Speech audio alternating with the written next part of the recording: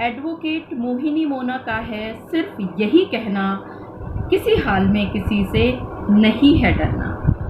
आप सभी ने अक्सर ये सुना होगा कि फला फला औरत ने खर्चे का केस डाल दिया या गुजारे भत्ते का केस डाल दिया या मेंटेनेंस का केस डाल दिया।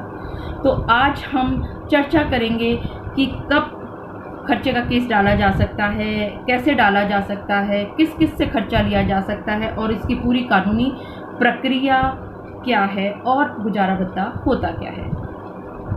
मैं अधिवक्ता मोहिनी मोना आप सभी का पुनः स्वागत करती हूं और आप सभी देख रहे हैं आपका पसंदीदा चैनल मोहिनी मोना एडवोकेट। आप सभी ने देखा होगा मैं पिछले कई दिनों से आप लोगों के लिए वीडियो नहीं बना पा रही हूं। मैं उसका कारण आपको बताना चाहूँगी कि मेरा ये वीडियो देख करके बहुत सारी लेडीज़ मुझे अक्सर फ़ोन करती हैं और एक लेडी बहुत ज़्यादा परेशान थी। उसके पति ने उसको बिना किसी वजह के घर से बाहर निकाल दिया था और आजकल के महामारी के दौर में और वो दर दर भटक रही थी। उसका केस मैंने कोर्ट में फ़ाइल कराया, एडमिशन हो चुका है और आशा करते हैं कि बहुत जल्दी अगली ही तारीख में, अगले हफ्ते उसकी नेक्स्ट डेट पड़ी है, अगली तारीख में इंटरिम मेंटेनेंस उसका बंध जाएगा। सबसे पहले बात करते हैं गुजारा भत्ता होता क्या है।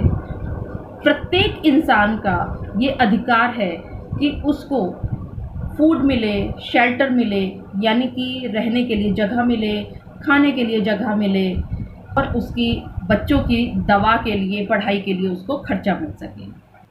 तो हर एक पत्नी का अपने पति से ये अधिकार है कि वो उससे गुजारा भत्ता मांग सकती है। अगर दूसरी तरफ अगर पति की बात करें तो प्रत्येक पति का ये कर्तव्य है कि वो अपने माता पिता को गुजारा भत्ता दे, अपने बीवी को गुजारा भत्ता दे और साथ ही साथ अपने बच्चों का भी गुजारा भत्ता दे, ताकि वो ठीक से अपना जीवन यापन कर सके।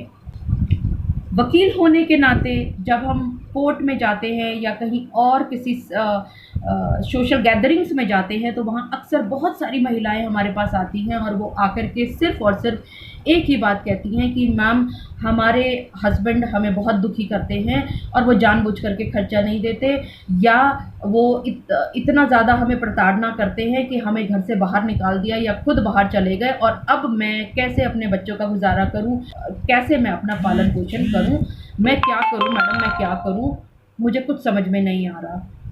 यहाँ पर सिर्फ आपसे एक ही बात कहनी है कि आपने कभी भी परेशान नहीं होना है, घबराना नहीं है और अपने आप को कभी भी बेचारी या दबी कुचली सहमी हुई नहीं समझना है। आप अपने आप में बहुत ताकतवर इंसान हैं। आप सभी ने सुना होगा अक्सर कि कोर्ट में 125 सीआरपीसी का केस डलता है जिसमें पत्नी अपने पति से गुजारा भत्ता अपने लिए और अपने बच्चों के लिए मांगती है। यहाँ पर एक बात और मैं कहना चाहूँगी कि जब भी आपको गुजारा भत्ता लेना होता है या कोई और भी केस डालना होता है तो कभी भी अपने केस को किसी दूसरे के केस के साथ मत मिक्सअप करिए। आपके सर्कमस्टांसेस अलग हो सकते हैं, किसी और के सर्कमस्टांसेस अलग हो सकते हैं, या उसके हस्बैंड के सर्कमस्टांसेस कुछ और होंगे या उसके इन लॉज के सर्कमस्टांसेस कुछ और होंगे, डिपेंडेंसी कुछ और होगी।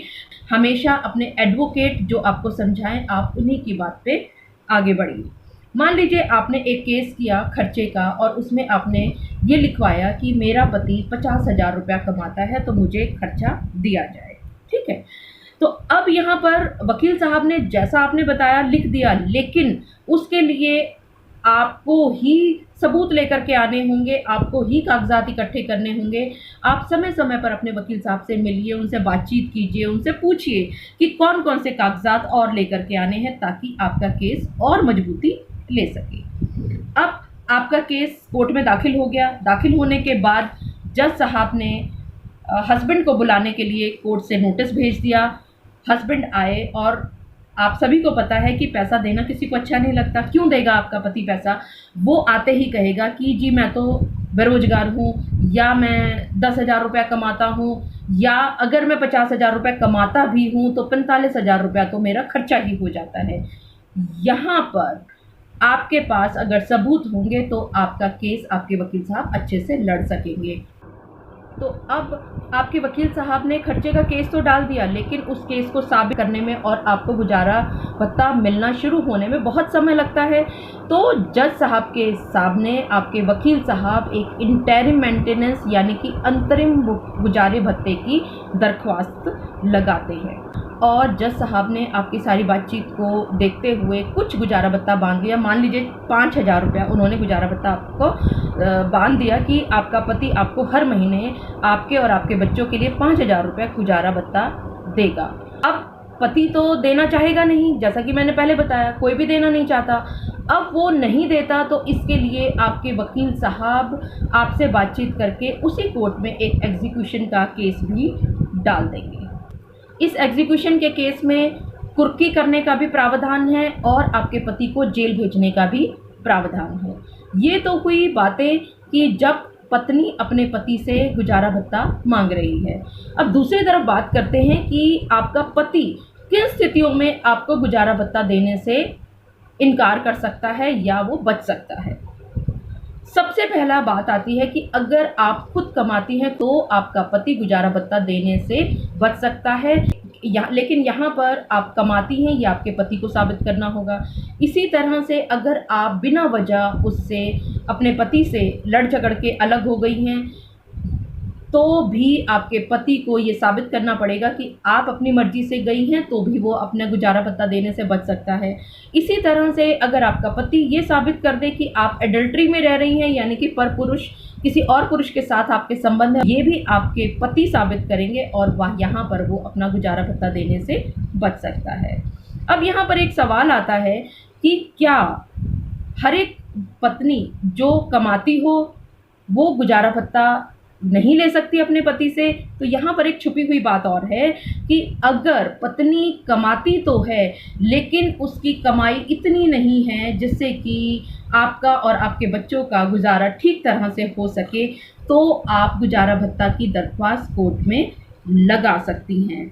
और हाँ, ये बात ध्यान रखिएगा कि अगर आपका पति आपको डराए, धमकाए या किसी से फ़ोन कराए कि वो गुजारा भत्ता नहीं देगा, तो यहाँ आपको बिल्कुल भी डरने की ज़रूरत नहीं है। आपको सिर्फ़ और सिर्फ अपने वकील साहब के पास जाना है और जैसा वो कहें वैसा केस करना है, क्योंकि जैसा मैंने पहले बताया आपको कि सर्कमस्टेंसेस के हिसाब से आपके वकील साहब बताएंगे कि कौन सा केस करना ज़्यादा उचित रहेगा। अलग परिस्थितियाँ, अलग केस। तो अंत में आप सभी से इतना ही कहूँगी कि क्योंकि ये अवेयरनेस का एक वीडियो मैंने आप लोगों के लिए बनाया था, मैं चाहूँगी कि आप इस वीडियो को अपने सभी रिश्तेदारों को, दोस्तों को, अपने जान पहचान और आस पड़ोस में सर्कुलेट कीजिए ताकि ज़्यादा से ज़्यादा लोगों तक ये अवेयरनेस पहुँचे, जानकारी पहुँचे और ज़रूरत होने पर वो अपने आप को बचा सके। जैसा मैं हर वीडियो में कहती हूँ, आप और मैं, हम सभी मिलकर के पूरे भारत में एक अवेयरनेस फैलाएंगे, एक जागरूकता फैलाएंगे ताकि इस पूरे भारत देश की कोई भी महिला अपने आप को अकेली ना समझे, परेशान ना हो। हम आपका साथ देंगे। इसके बाद भी अगर आपको मुझसे कोई भी और प्रश्न पूछना है तो आप नीचे कमेंट बॉक्स में लिख करके आप मुझसे बातचीत कर सकते हैं। ईमेल एड्रेस दिया हुआ है, फ़ोन नंबर आपको दिया हुआ है, आप उससे भी मुझसे संपर्क साध सकते हैं। आप मेरे साथ यूं ही बने रहिए, यूं ही जुड़े रहिए और इस अवेयरनेस का एक हिस्सा बनिए। और आपने अभी तक इस चैनल को सब्सक्राइब नहीं किया है तो इस चैनल को जल्दी से जल्दी सब्सक्राइब कर दीजिए ताकि आपको मेरे आगे आने वाले सारे वीडियोस की नोटिफिकेशंस टाइम टू टाइम मिलती रहे। घर पर रहें, स्वस्थ रहें, सुरक्षित रहें। Take care, bye bye.